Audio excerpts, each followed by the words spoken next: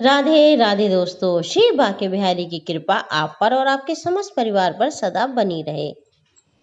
दोस्तों, आज इस वीडियो में मैं आपके साथ शेयर करूंगी करवा चौथ कब है, चतुर्थी तिथि कब प्रारंभ हो रही है, कब खत्म हो रही है, साथ ही करवा चौथ की पूजा की संपूर्ण विधि, चंद्रोदय का शुभ मुहूर्त क्या है, अकेले हो तो आप करवा कैसे बदलें।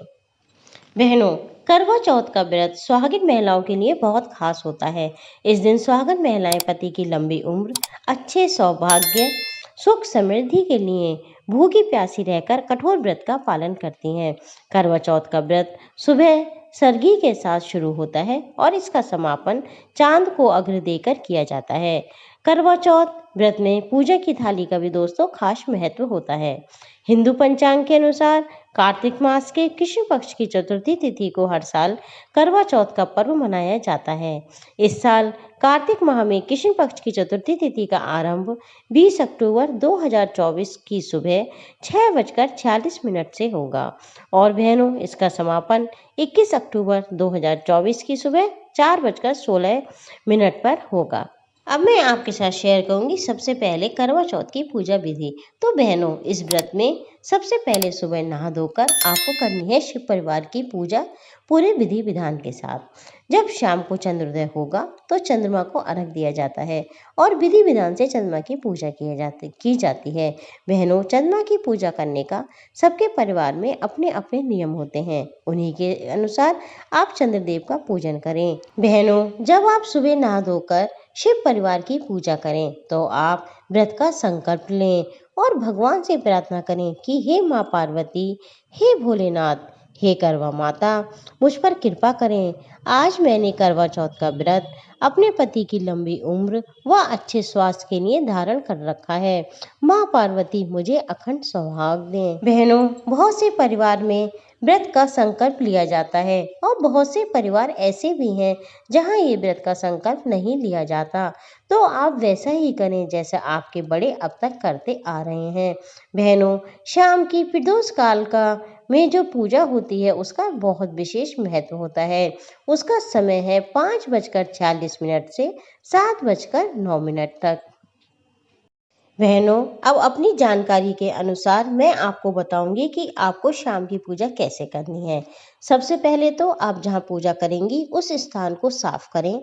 एक लकड़ी की चौकी बिछाएं, उस पर लाल कपड़ा बिछाएं। अब आपको वहां पर करवा माता को स्थापित करना है।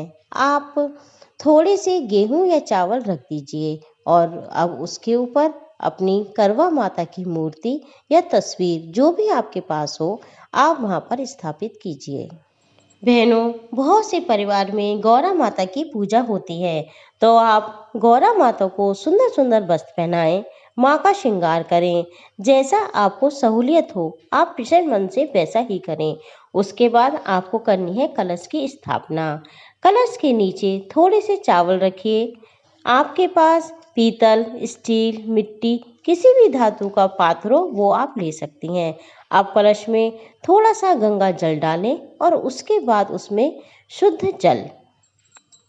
ठीक है बहनों, आपने करुए में जल भर लिया।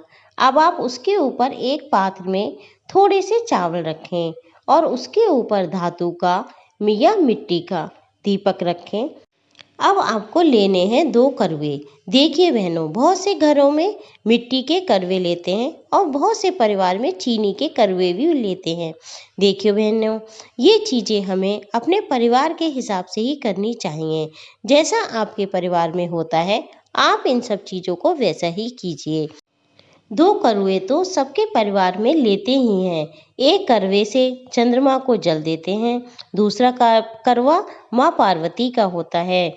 इसमें आप ड्राई फ्रूट्स भी भर सकती हैं या खील बताशे मिठाई भी रख सकती हैं। अपने परिवार की परंपरा के अनुसार कुछ वस्तुएं करवे में जरूर रखें।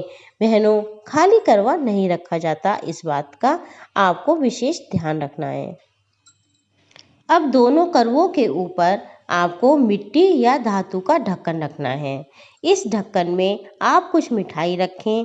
कुछ परिवार में मीठे पुए, जिन्हें गुलगुले भी कहते हैं, वो भी बनाए जाते हैं, तो ढक्कन में आप पुए भी रख सकती हैं।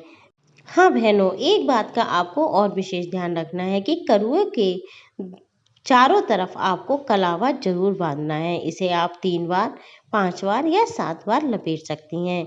अब बात करते हैं कि जल वाला करवा आपको कहाँ रखना है।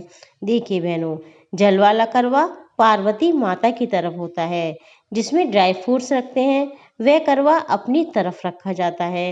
एक चीज का आपको ध्यान रखना है कि आपको कोई भी करवा खाली स्थान पर ना रखें।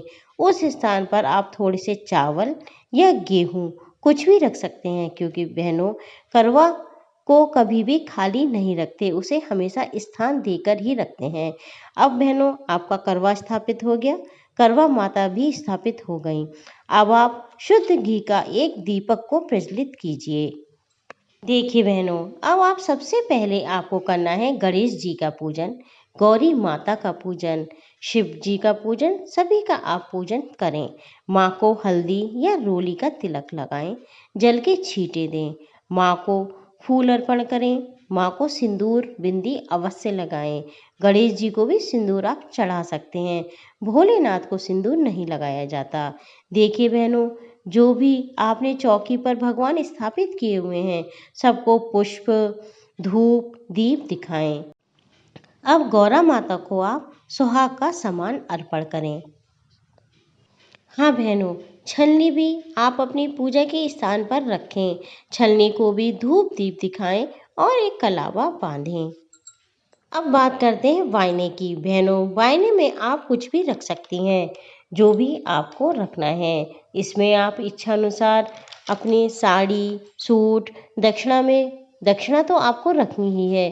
कोई चांदी की चीज़ जैसे पायल, बिछुए, आपकी जितनी सामर्थ्य हो उस हिसाब से आप रखें। मिठाई जरूर रखनी है और हाँ, दक्षिणा जरूर रखनी है। अब आपके परिवार में जिस भी मिठाई का बायना निकलता है, उसका माँ को भोग लगाएं, जल अर्पण करें। माँ को दक्षिणा भी जरूर देते हैं, चाहे भले ही आप उसमें 11 रुपए रखें। आप अपनी इच्छा के अनुसार माँ को दक्षिणा अवश्य चढ़ाएं। अब बहनों, जो भोग आपने माँ के पास रखा है या जिसका आपको बायना निकालना है, उसके दोनों तरफ जल के दो दो घेरे दीजिए।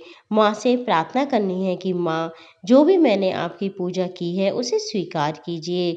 जो जाने अनजाने मुझसे गलती हुई हो उसे क्षमा कीजिए। माँ, मैं आपकी बेटी हूँ, मुझ पर कृपा कीजिए। इस प्रकार बायना निकालने के बाद आप सुननी है करवा माता की कहानी, यानी करवा चौथ की कथा। कथा सुनते समय आप अपने हाथ में थोड़े से चावल के दाने जरूर रखें और पुष्प जरूर रखें। कथा सुनने के बाद अपने हाथ के अक्षत और पुष्प आप थोड़े से करवे में डालें और थोड़े से अपने पल्ले में बांध लें। बहनों, ऐसा भी थोड़े से परिवारों में होता है। बहुत से परिवार में जो हाथ के चावल और पुष्प होते हैं, उन्हें माँ को ही समर्पित कर दिया जाता है। अब आप चावल समर्पित करें माँ को या करवे में डालें। उसके बाद आपको करनी है माँ की आरती। माँ की आरती, भोले बाबा की आरती करने के बाद आप भगवान से क्षमा प्रार्थना करें कि भगवान, जो भी गलती हुई हो उसे क्षमा करें। मैंने जो पूजा की है उसे स्वीकार करें। मेरे परिवार पर, मुझ पर अपनी कृपा दृष्टि सदा बनाए रखें। मुझे अखंड सौभाग्य की प्राप्ति हो, सुख दाम्पत्य जीवन हो, घर में परिवार में सुख समृद्धि बनी रहे। अब आप करवा बदलें। अब आप हाथ क्रॉस करके दोनों हाथ में दोनों करुओं को कस के पकड़ लें। दो हाथ इधर उधर करते हुए आपको करवा फेरना है। मतलब माता पार्वती का करवा आपकी तरफ जाएगा और आपका करवा माता पार्वती की तरफ आएगा। इस प्रकार 7 बार आपको करवा फेरना है। आपको इस बात का ध्यान रखना है कि आपको करवा 7 बार ही फेरना है। अब आपका प्रश्न होगा कि करवे का क्या करूं?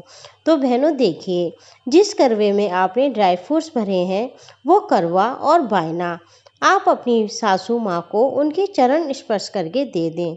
अगर आपकी सासू माँ नहीं है तो आप किसी बुजुर्ग महिला को अपना बायना दे सकती हैं। बहनों, मैं उम्मीद करती हूँ कि आपके सारे डाउट्स क्लियर हो गए होंगे और आपको मेरी जानकारी अच्छी लगी होगी।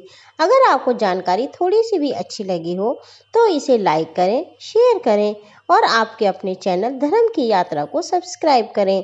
बेल बटन को क्लिक करें ताकि आने वाली सभी वीडियो की नोटिफिकेशन आपको मिलते रहें।